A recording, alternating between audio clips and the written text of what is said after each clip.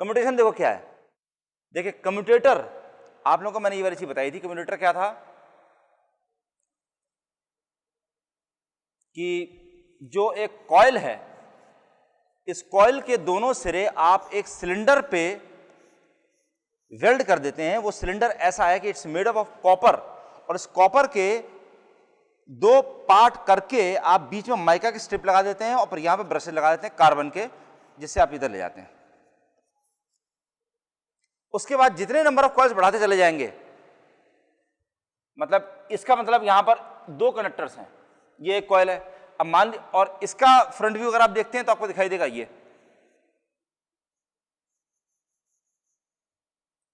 एक कॉइल जब है तो यहां पे दो पार्ट्स हैं, ये पार्ट इसके साथ वेल्डेड है, ये वाली बार इसके साथ वेल्डेड है, ये वाली बार इसके साथ वेल्डेड है।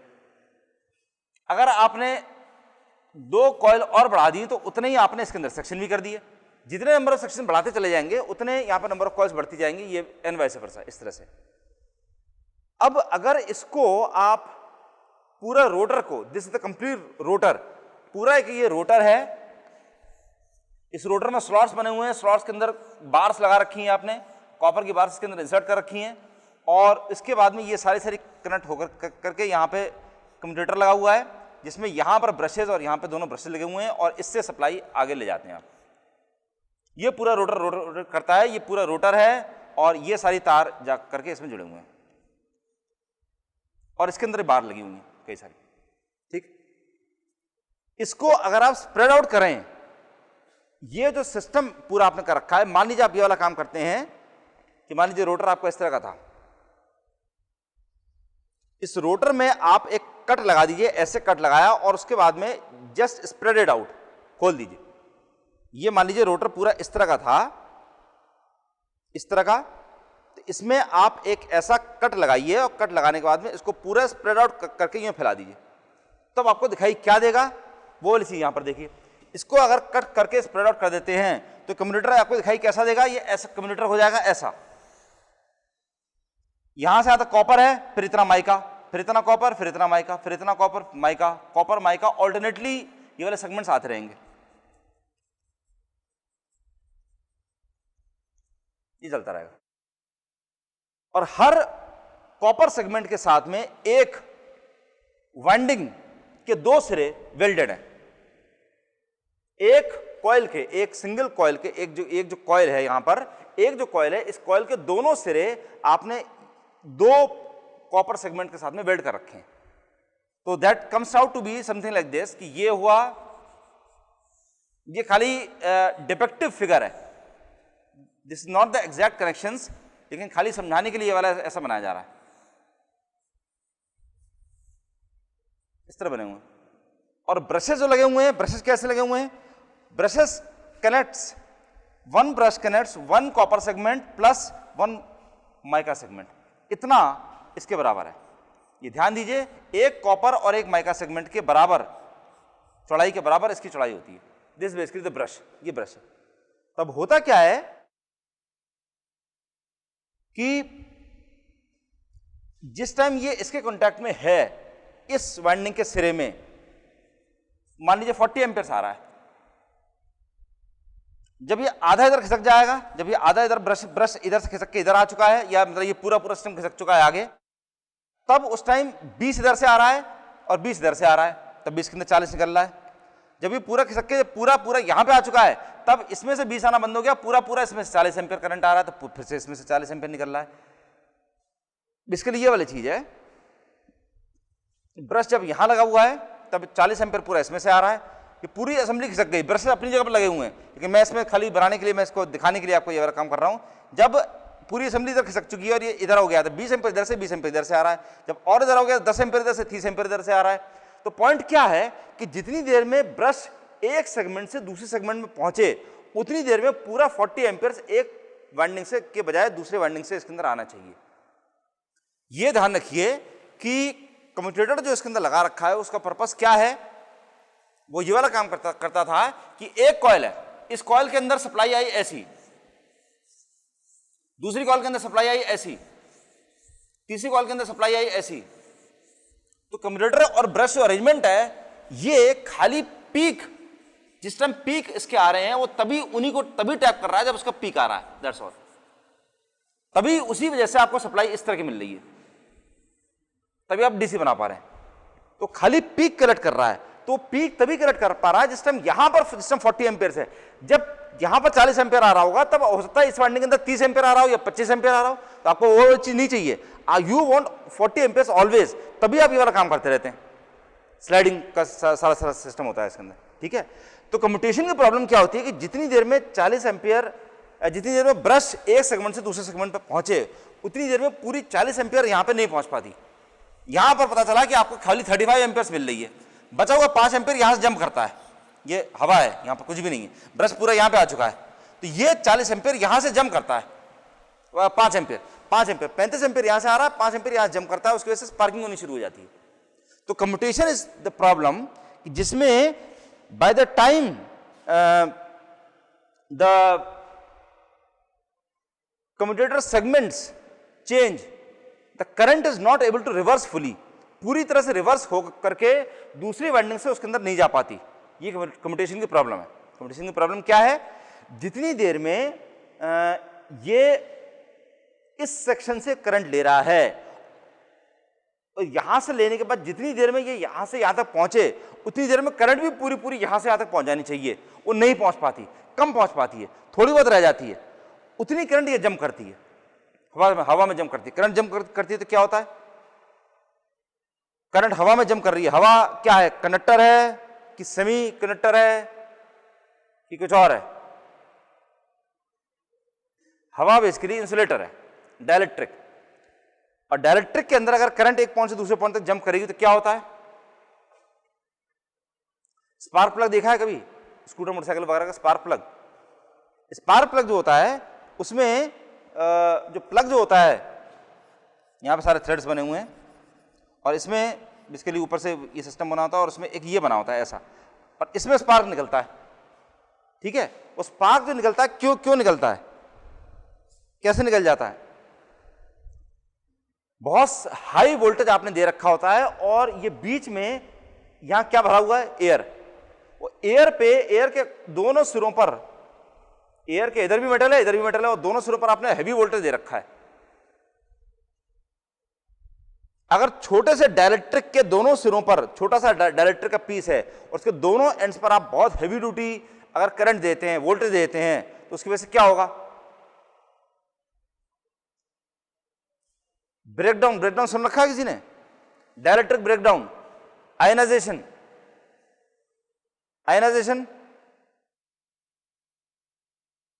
आयंस बन जाते हैं, दैट्स करेक्ट। इलेक्ट्रॉन बम्बार्ड करते हैं, उसकी वजह से एक इलेक्ट्रॉन लिबरेट हो जाएगा और एक आयन, पॉजिटिव आयन बन जाएगा। Ionisation, that's basically ionisation. Ionisation इसके अंदर स्टार्ट हो जाता है, उसी की वजह से स्पार्किंग होनी शुरू हो जाती है। कभी ये वाली चीज नहीं देखी है कि आपने मान लीजिए कोई हैवी ड्यूटी हीटर या गीजर कुछ लगा रखा, स्विच ऑन करते हैं, स्पार्किंग होनी शुरू होती है। क्यों होती है स्पार्किंग? आयनाइजेशन है, करंट इंटरप्ट हो रही है एकदम से, हैवी वोल्टेज है, वोल्टेज हैवी है, करंट एकदम से इंटरप्ट हो गई, उसकी वजह से आयनाइजेशन स्टार्ट हो जाता है, स्पार्किंग होनी शुरू हो जाती है। लाइटनिंग, जो आसमान से जो लाइटनिंग होती है, बिजली जो चमकती है, वो बेसिकली क्या है? That is all ionisation. पूरा आयनाइजेशन है। पूरे बीच के जो इलेक्ट्रिक है, डाइलेक्ट्रिक है, एयर का ब्रेकडाउन होना शुरू हो जाता है, उसके अंदर से आयंस और इलेक्ट्रॉन्स लिबरेट होने शुरू हो जाते हैं, that is basically known as ionisation. तो वो आयनाइजेशन इसका होना शुरू हो जाएगा और उसकी वजह से स्पार्किंग होनी शुरू हो जाती है। और अगर आपने इसको कंट्रोल नहीं किया, इसको ठीक नहीं किया, तो उसकी वजह से प्रॉब्लम क्या हो जाती है कि ये लॉसेस बहुत ज्यादा होने शुरू हो जाएंगे। अगर फ्लैश ओवर हो गया, अगर ये बढ़ता गया, प्रॉब्लम अगर बढ़ती गई, तो पूरा कम्यूटेटर जो है पूरा लगा रखा है, दैट बिकम्स शॉर्ट सर्किट, पूरा शॉर्ट हो जाएगा। ये इसके अंदर प्रॉब्लम आ जाती है। तो इससे बचने के दो तरीके हैं। पहला तरीका है ईएमएफ कम्यूटेशन,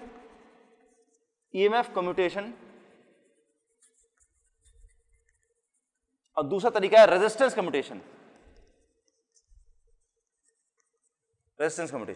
दो तरीके हैं इसमें। ईएमएफ कम्यूटेशन के लिए आप बेसिकली जो लगाते हैं, दैट इज नोन एज कॉम्पोल्स और इंटरपोल्स। इसका दूसरा नाम होता है इंटरपोल्स। और रेजिस्टेंस कम्यूटेशन करने के लिए आप बेसिकली क्या लगाते हैं? Carbon brushes.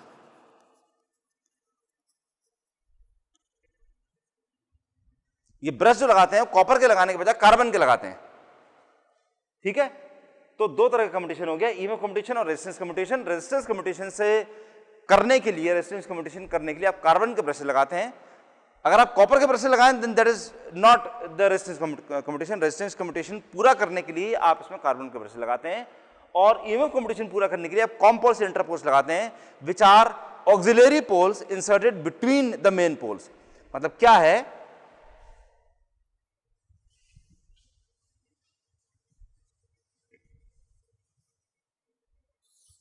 कि मान लीजिए ये 4 पोल बने हुए हैं, ये नॉर्थ था, ये साउथ था, ये नॉर्थ था, साउथ था। इसमें आपने छोटे छोटे 4 पोल और लगा दिए। रोटर मान लीजिए इधर घूम रहा है, तो ये जो कंडक्टर है, ये कंडक्टर अभी इस टाइम नॉर्थ पोल के इन्फ्लुएंस में है। मतलब मैं ये बता रहा हूं कि इसकी पोलैरिटी कौन सी रहेगी, नॉर्थ भी हो सकती है, साउथ भी हो सकती है। ये जब आगे जाने वाला है तो ये किस पोल की इन्फ्लुएंस में आने वाला है, साउथ पोल के इन्फ्लुएंस में। तो वो साउथ पोल की इन्फ्लुएंस में क्योंकि आने वाला है तो साउथ पोल ये वाला बनाया जाएगा, पहले से ही वो स्टार्ट हो जाए। ये वाला कौन सा पोल होगा,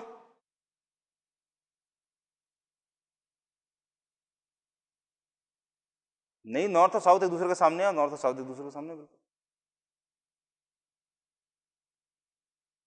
नहीं, नॉर्थ के सामने साउथ आ रहा है, नॉर्थ के सामने साउथ आ रहा है।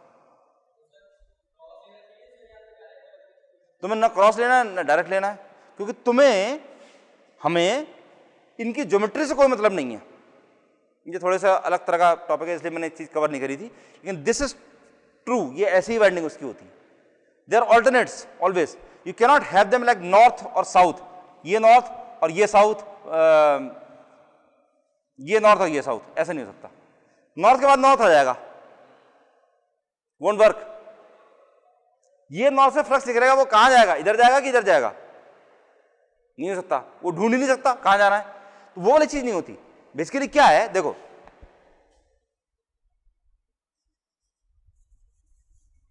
यहां पर आपको इलेक्ट्रिकल डिग्रीज से मतलब है, नॉट मैकेनिकल डिग्रीज।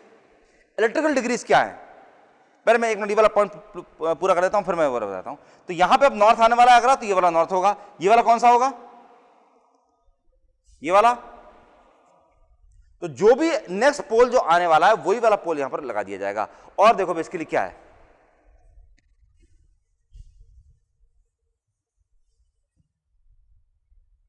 ये जो फर्स्ट डायग्राम जो हमारा था उसमें क्या हो रहा था, ये मान लीजिए कॉइल यहां है, इस टाइम इसके अंदर कितना ईएमएफ इंड्यूस हो रहा है, 0, क्योंकि फ्लक्स नहीं काट रहा।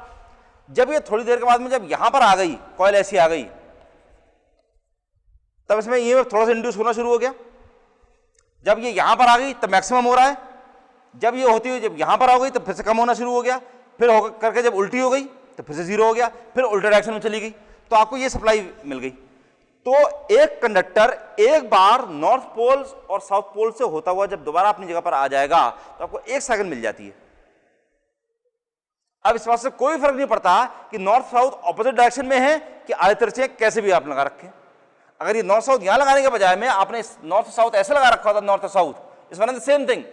जितनी देर में एक बार पूरे नॉर्थ और एक बार पूरे साउथ के बीच में से निकल जाना है उस कंडक्टर को, दैट्स ऑल, आपको 1 सेकंड मिल जाएगी। तो अब ये बताइए कि जितनी देर में एक कंडक्टर 1 साइकिल पूरी करेगा, ये मान लीजिए कुछ नहीं लगे हुए नहीं है, यहां से शुरू हुआ, ये न्यूट्रल एक्सिस है, जितनी देर में नॉर्थ के अंदर से निकला आपको पॉजिटिव साइकिल मिल गई, फिर जितनी देर में साउथ के अंदर से निकला नेगेटिव साइकिल मिल गई, फिर नॉर्थ के अंदर से निकला फिर पॉजिटिव साइकिल मिल गई, फिर साउथ के अंदर से निकला फिर नेगेटिव साइकिल मिल गई।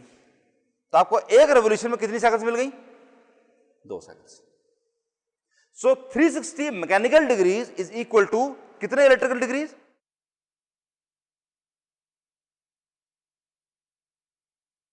One mechanical degree is equal to 2 electrical degrees. तो 360 मैकेनिकल डिग्रीज जब घूमा तो उसे 720 इलेक्ट्रिकल डिग्रीज इसको मिल गई, ठीक, 360 into 2 इज बेसिकली 720 डिग्री। तो इस तरह से आपको 360 मैकेनिकल डिग्रीज में आपको 720 इलेक्ट्रिकल डिग्रीज मिल जाती हैं। That basically depends upon the number of poles. ये इसके बजाय मान लीजिए 4 पोल के बजाय 8 पोल लगे होते तो आपको कितनी साइकिल्स मिलती, 4 साइकिल, ठीक है। तो you can say that theta mechanical is equal to theta electrical upon number of poles. देखिए एक कंडक्टर है, अगर है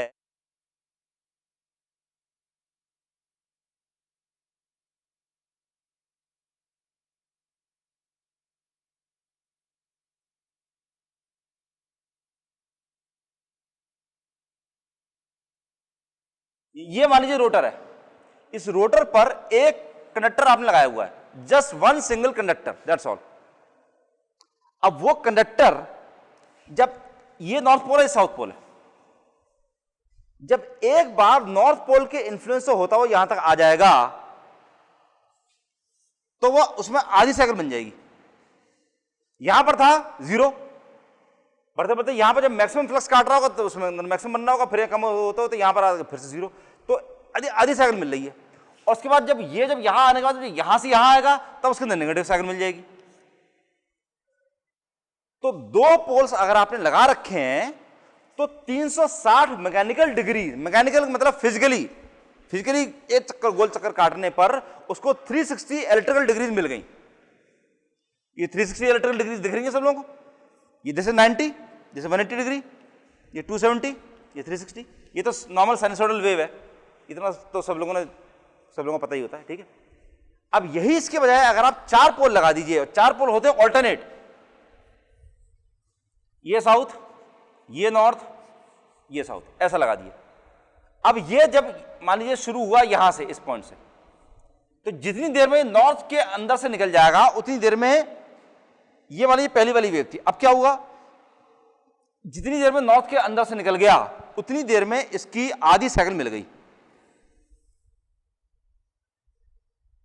फिर साउथ के अंदर से निकल गया तो उसको बची हुई आधी साइकिल मिल गई। फिर नॉर्थ के अंदर से निकल गया तो फिर से उसको आधी साइकिल मिल गई, और फिर साउथ के अंदर से निकल गया तो फिर से उसको दूसरी साइकिल मिल गई।